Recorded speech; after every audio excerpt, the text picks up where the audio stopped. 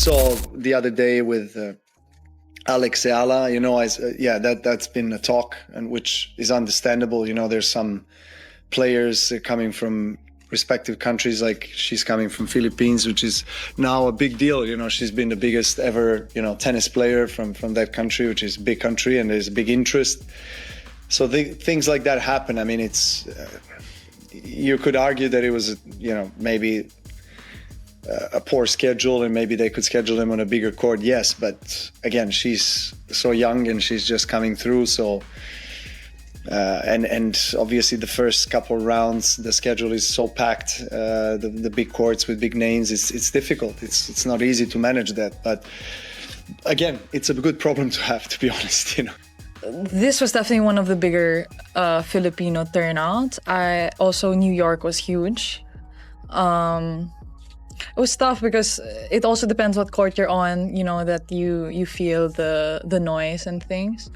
I would say the top two so far have been Melbourne and New York. Yeah. Sabalenka is absolutely on fire, playing at a straight-up championship level right now.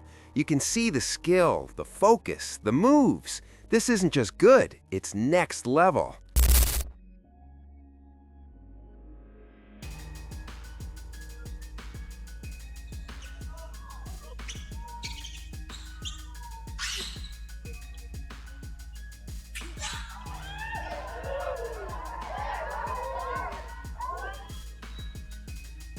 Game. Do you think Eala's surge in popularity is true star power? Or is it just the Filipino community rallying behind her and creating temporary hype? Drop your honest take below. Let's break down exactly what went down in Melbourne, because the scale of this disruption is straight up unprecedented in modern tennis. Eala, just 20 years old and ranked outside the top 100, drew more attention, more crowd energy, and more media coverage than Aryna Sabalenka, the defending Australian Open champion and world #1. And this isn't hype or biased reporting, it's documented reality, backed by attendance figures, viewership stats, and social media metrics. I mean, she played an incredible match, and I tried my very best. I was fighting till the very last point. I had my opportunities. Feels like I missed a couple, but I mean, it's tennis, Today you're a loser, tomorrow you're a winner. So hopefully I'll be more of a winner this season than a loser. So hoping right now and praying. Thank you. Sabalenka is playing championship-level tennis on center court with perfect scheduling and premium broadcast slots. She's crushing opponents with her trademark power, hitting aces and punishing ground strokes exactly like everyone expected. And yet, she's doing it in front of scattered crowds with empty seats visible in the stands.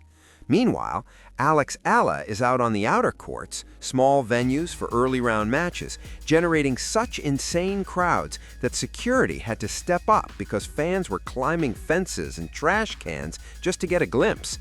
The numbers are wild. Tournament directors confirmed that when Eala was on court 6, which holds around 1,500, over 5,000 showed up. Fire safety limits were exceeded by 300%. People were hanging from fences, screaming like it was a World Cup match, not a polite tennis tournament. And here's the kicker. While Sabalenka was playing a televised match, Eala was just warming up on court 10, doing practice shots, and Southeast Asia viewership for those drills was 40% higher than Sabalenka's match. That's right, warm-ups drew more eyes than the defending champ's actual competition. Advertisers and tournament organizers are panicking because this signals a seismic shift. Viewership isn't about ranking or results, it's about emotional connection. Sabalenka is perfect, dominant, but somewhat distant. Her wins are expected, her brilliance predictable. Eala? She's the underdog, smaller than most opponents, compensating with tactical brilliance and defensive genius trained at the Rafael Nadal Academy. Every rally feels like survival, every win an upset. And beyond the court, she carries symbolic weight. She represents millions in Southeast Asia and the Philippines, proving players from developing nations can compete with the elite. Sabalenka fights for trophies and ranking points. Eala fights for representation and national pride. That emotional difference is why applause for Sabalenka is polite, while Eala's winners bring fans to tears. The nickname and social media movement around Eala aren't just trends, they're a declaration that Philippine tennis has arrived permanently.